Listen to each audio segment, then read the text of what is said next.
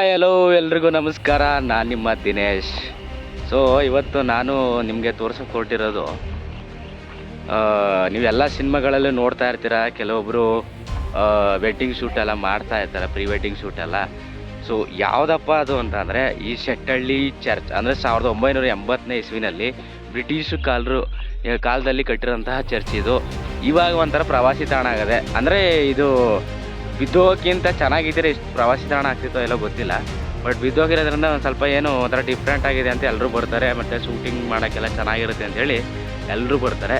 So ನಾನು ತುಂಬ time ಅಂದ್ಕೊಂಡಿದ್ದೆ ಇಲ್ಲಿ ಭೇಟಿ ಮಾಡಬೇಕು, ಯಾಕೆಂದರೆ ಇಲ್ಲಿ ನೋಡಬೇಕು ಅಂತ. ಸೊ ಚೆನ್ನಾಗಿದೆ, ಯಾಕೆಂದರೆ ನಾವು ಕೂಡ ಸಿನಿಮಾ ಕೂಡ ಲೊಕೇಶನ್ ನೋಡ್ತಾ ಇದ್ವಿ, ಅದಕ್ಕೆ ಇದು ನಾವು ನೋಡೋಣ ಅಂತ ಬಂದಿದ್ವಿ. ತುಂಬ ಚೆನ್ನಾಗಿದೆ. ಈ ಕಡೆ ಬಂದಾಗ ಅಂದರೆ ಇದು ಬಂದು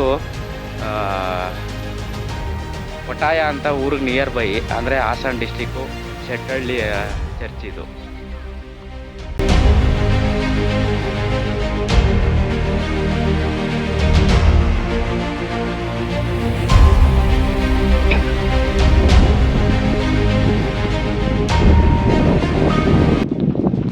ಇದು ಬ್ಯಾಕ್ಗ್ರೌಂಡಲ್ಲಿ ನೀವು ನೋಡ್ತಾ ಇದ್ದೀರಾ, ಆಲ್ಮೋಸ್ಟು ಕನ್ನಡ ಸಿನಿಮಾ ಅಲ್ಲದೆ ಬೇರೆ ಬೇರೆ ಲ್ಯಾಂಗ್ವೇಜ್ ಸಿನಿಮಾಗಳು ಕೂಡ ಇಲ್ಲಿ ಮಾಡಿದ್ದಾರೆ.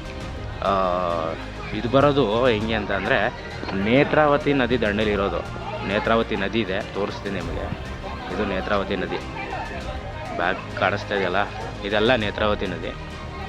ಸೊ ಇದನ್ನು 1980ನೇ ಇಸ್ವಿನಲ್ಲಿ ಬ್ರಿಟಿಷ್ ಅವ್ರು ಕಟ್ಟಿದರು. ಈ ದಡದಲ್ಲಿ ಏನಕ್ಕೆ ಕಟ್ಟಿದ್ರು ಅಂತ ನನಗಂತೂ ಗೊತ್ತಿಲ್ಲ. ಕಾಲಕ್ಕೆ ತಕ್ಕಂಗೆ ಬಿದ್ದೋಗಿದೆ. ಬ್ರಿಟಿಷರು ಹೋದರು, ಹಂಗೆ ಅವ್ರ ಚರ್ಚು ಬಿದ್ದೋಯ್ತು. ನೋಡಿ ಎಲ್ಲ ಹೆಂಗಿದೆ ಅಂತ.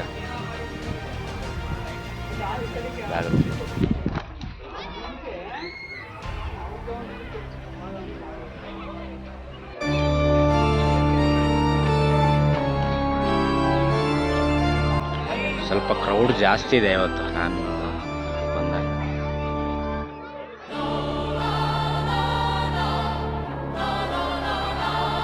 ಸೊ ಇಲ್ಲಿ ಈ ಚರ್ಚನ್ನು ನೋಡೋಕೆ, ಬಿದ್ದೋಗಿರೋ ಚರ್ಚ್ ನೋಡೋಕೆ ಬರೋದು ಅಷ್ಟೇ ಅಲ್ಲ, ಇಲ್ಲಿ ಸ್ವಿಮ್ ಮಾಡೋಕ್ಕೂ ಬರ್ತಾರೆ. ಯಾಕೆಂದರೆ ಚೆನ್ನಾಗಿದೆ, ಒಂಥರ ಡಿಫ್ರೆಂಟಾಗಿ ಚೆನ್ನಾಗಿದೆ. ಸೊ ನೀವು ಬನ್ನಿ ನೋಡಿ, ಎಂಜಾಯ್ಮೆಂಟಿಗೆ ಚೆನ್ನಾಗಿದೆ. ಅಂದರೆ ನೀವು ಹಾಸನ ಇರೋರಿಗೆ ಹತ್ರ ಇದೆ, ಹಾಸನ ಅವ್ರು ಬರ್ಬೋದು. ಬೇರೆ ಬೇರೆ ಲೊಕೇಶನ್ ಅವ್ರು ಬರ್ಬೋದು, ಬಟ್ ಹಾಸನ ಸುತ್ತಮುತ್ತ ಇರೋರಿಗೆ ಭಾಳ ಹತ್ರ ಇದೆ. ಸಿನಿಮಾದವರು ಇದನ್ನು ಸಾಮಾನ್ಯವಾಗಿ ಈ ಥರ ಪ್ಲೇಸಸ್ನ ಹುಡುಕ್ತಾ ಇರ್ತಾರೆ, ಒಳ್ಳೊಳ್ಳೆ ಸೆಂಟಿಮೆಂಟು, ಲಾಸ್ಟ್ ಏನು ಕ್ಲೈಮ್ಯಾಕ್ಸ್ ಸೀನ್ಗಳು ಮಾಡೋಕ್ಕೆ. ಸೊ ನೋಡಿ ಎಷ್ಟು ದೊಡ್ಡ ಚರ್ಚ್ ಇರ್ಬೋದು. ಇದು ಭಯಂಕರ ಇದೆ ಚರ್ಚ್. ಇದು ಎಲ್ಲ ಅರ್ಧಂಬರ್ಧ ಬಿದ್ದೋಗಿದೆ. ಅದರಲ್ಲಿ ಅರ್ಧಂಬರ್ಧ ಬಿದ್ದೋಗಿದೆ, ಇನ್ನು ಅರ್ಧ ಇಲ್ಲಿ ಜನಗಳು ಬಂದು ಉಳಿಸಿರ್ತಾರೆ, ಇನ್ನು ಅರ್ಧ ನದಿ ಕೂಡ ಬೀಳಿಸಿರುತ್ತೆ. ನೋಡಿ, ಯಾರೋ ಬೇಕು ಅಂತಲೂ ಬೀಳಿಸಿರ್ತಾರೆ. ಇದು ಯಾವ ನದಿಯಿಂದ ಬಿದ್ದಿರೋದಲ್ಲ, ಆ್ಯಕ್ಚುಲಿ ಇದು ಮನುಷ್ಯರ ಕೈ ಚಳಕ ಇದು.